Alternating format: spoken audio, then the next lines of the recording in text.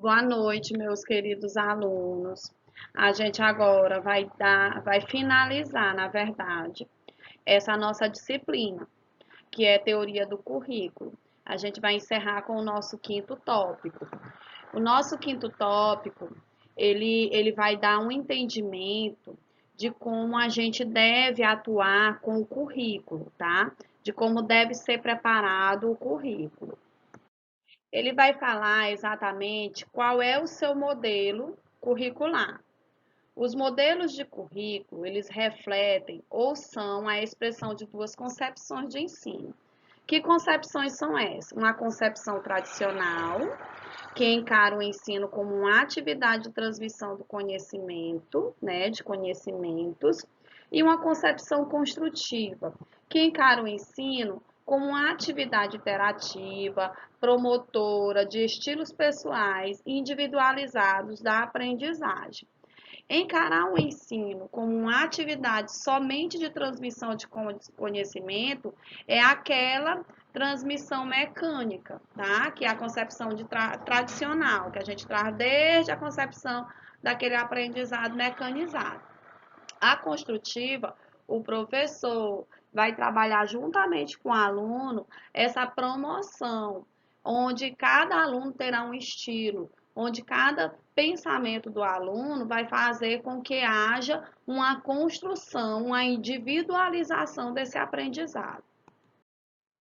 A escola tradicional, o que ela pretende? Ela prepara crianças e jovens para a inserção nas estruturas sociais, colocar no meio social, através de conhecimentos básicos e de valores morais e culturais. Então, a criança e o jovem está pautado aquele conhecimento básico dos valores morais e culturais para inserir ele na sociedade, onde é assumido como suporte das instituições e das organizações sociais de uma sociedade.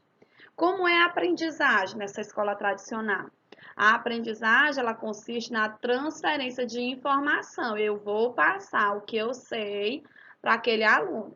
E os alunos são estimulados para a submissão, somente aprender o que foi passado para ele, ou imitação ou adoção à crítica dos bons modelos. Eles não têm criticidade, eles não podem dar informações ou criar novos mecanismos de ensino. Eles são submissos a imitar e adotar críticas dos bons modelos. Os objetivos dessa escola é de instrução e tem prioridade sobre os da educação. Então, a instrução, eu vou só instruir. Ele é diferente da prioridade de educar.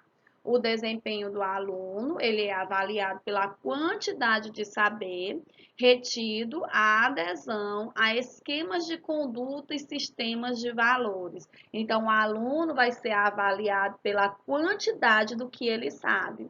Não tem o aluno não vai botar o pensamento dele, ele vai aprender de forma mecânica, então ele vai ser uma forma quantitativa do que ele sabe. As dificuldades são inerentes aos próprios alunos, então depende de cada aluno, pela falta de capacidade, de esforço, de desatenção. Aquele aluno que é desatento, aquele aluno que não se esforça, as dificuldades dele serão anexadas a essas próprias capacidades dele, a essas próprias dificuldades dele. O ensino é verbal, centrado nas atividades essencialmente intelectuais, esquecendo e ignorando as fases de desenvolvimento psicológico. Então, não há essa preocupação se o aluno é atrasado ou se o aluno é adiantado. O aluno tem que aprender, tem que fazer as atividades, mesmo que ele tenha dificuldade. Esquecendo, né, ignorando esse desenvolvimento e a dimensão afetiva da aprendizagem, desinteressando-se pela cultura de origem do aluno.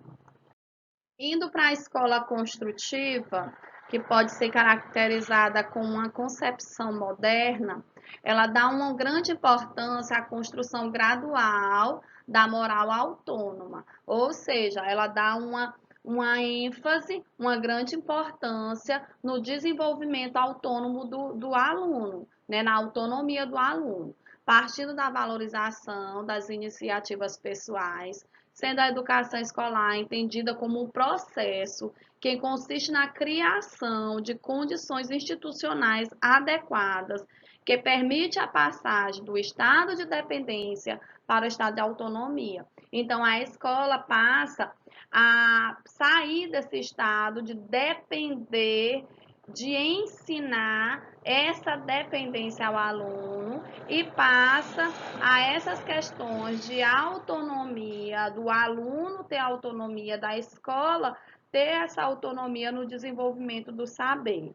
O aluno tem a capacidade para desenvolver processos criativos na construção de conhecimentos, de atitudes e valores, desde que se coloque à sua disposição os recursos para tal desenvolvimento. Então, o aluno ele tem a capacidade de desenvolver esses processos criativos, desde que haja recursos para ele desenvolver esse processo. Hoje, as nossas escolas elas estão assim, nesse sistema de autonomia. Nossas escolas estão com um sistema mais modernos, até pela questão dessa nossa nova visão de educação, esse nosso novo trabalho educativo, forma nova de aprendizagem. A gente está vendo que os recursos já estão chegando para o desenvolvimento intelectual e criativo de cada aluno. O ato de ensinar dessa escola construtiva organiza-se a partir do ato de aprender. Então, quando eu ensino, eu tenho esse interesse, a minha organização se baseia no ato de que meu aluno está aprendendo, refletindo, enriquecendo, desenvolvendo e prolongando as experiências do aluno. Decorrendo daqui a necessidade de a escola se organizar de forma a promover interação com as diversas formas de vida social e cultural, integrando-se na comunidade a que pertence. Então, a escola ela se baseia na forma em que o aluno vive, na forma aonde ela está inserida. Então, essa necessidade, ela se prolonga através das experiências que o aluno tem. Então, ela vai se embasar nas diversas formas que há dentro da instituição, a vida social do aluno, a cultura do aluno, e ela vai se integrar justamente dentro da comunidade a qual ela pertence, vivendo as características e o desenvolvimento daquela comunidade. Quais são esses objetivos educacionais? Os objetivos educacionais de tipo cognitivo ou instrumental são associados a outros objetivos que vêm do domínio afetivo, social e moral. A gente tem essa noção de que os nossos alunos, a gente vive uma realidade em que, principalmente nesse momento de pandemia, que os nossos alunos estão afetados, né? Afetivamente afetados. A gente pode dizer isso, pela necessidade de estar junto de pessoas. Nós somos acostumados a viver, a estar presente em grupos. O nosso aprendizado foi caracterizado e formado a partir de grupos. Então, nós aprendemos de forma grupal, na forma em que nós estamos dentro, inseridos em um grupo ao qual nós iremos aprender juntos. Então, os nossos alunos, esse objetivo instrumental, associado a esses objetivos de domínio afetivo, social e moral, está sendo prejudicado de certa forma pela forma de isolamento ao qual nós estamos vivendo. Promover a troca interativa com a família. Isso é muito importante. A gente ter esse linguajar, esse diálogo, essa comunicação com a família e a comunidade, onde a gente vai envolver os pais, vão ser vistos como agentes ativos no processo educativo. Então, nós hoje, pais, nós hoje alunos, né, nossos filhos alunos, nós hoje professores, estamos percebendo esse envolvimento em que os pais estão participando muito mais do ensino, do aprendizado, do desenvolvimento dos seus filhos, enquanto os educadores naturais ou coeducadores estão compartilhando decisões no plano de gestão escolar. Então, quanto mais eu coloco os pais, quanto mais eu coloco a comunidade participando do processo de desenvolvimento educacional, nós, professores, estamos trabalhando dentro do plano de gestão escolar, desenvolvendo os trabalhos escolares com a participação dos pais de alunos. E os professores? Os professores, eles são encarados nos modelos transmissivos, como mediadores entre o saber, personalidade dos alunos, a conduta e os valores e os próprios alunos, sendo a relação educativa vertical. Então, eu tenho meu professor como modelo transmissor, mediador de saber, onde eu vou trabalhar a personalidade do aluno, a conduta de valores, vou trabalhar o próprio aluno e essa relação educativa. A maior preocupação do professor é a transmissão de conhecimento, em detrimento dos aspectos psicopedagógicos de ensino. Então, o professor tem essa preocupação de como esse ensino vai chegar ao aluno, dependendo das dificuldades, qualificando o aluno perante essas dificuldades.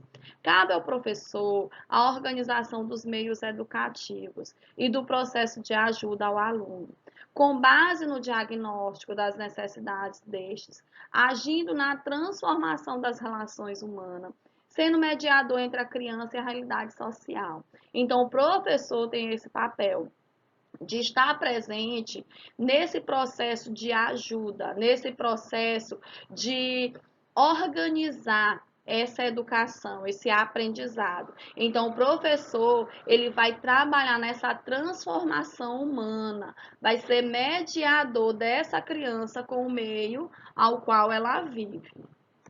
Aí a gente tem as nossas formas de avaliação, né? A nossa avaliação é uma avaliação formativa e ela existe em 3 etapas. A gente recolhe a informação, a gente faz a interpretação dos dados em qual a gente recolheu essa informação e a gente faz uma adaptação das atividades pedagógicas. Nos modelos transmissivos dessas avaliações, é recolhido, né? A gente recolhe a informação, incide nos resultados da aprendizagem, acentuando-se a importância de instrumentos de medidas quantitativas, fidelidade, validade e objetividade. Nos modelos construtivos, o que interessa é compreender o funcionamento cognitivo do aluno face à tarefa proposta. Então, a gente vai esperar que o aluno tenha essa interação com a avaliação, considerando vários fatores dentro da organização social, dentro da instituição escola. Então, a gente vai trabalhar todos esses fatores para poder construir junto com o aluno o seu aprendizado.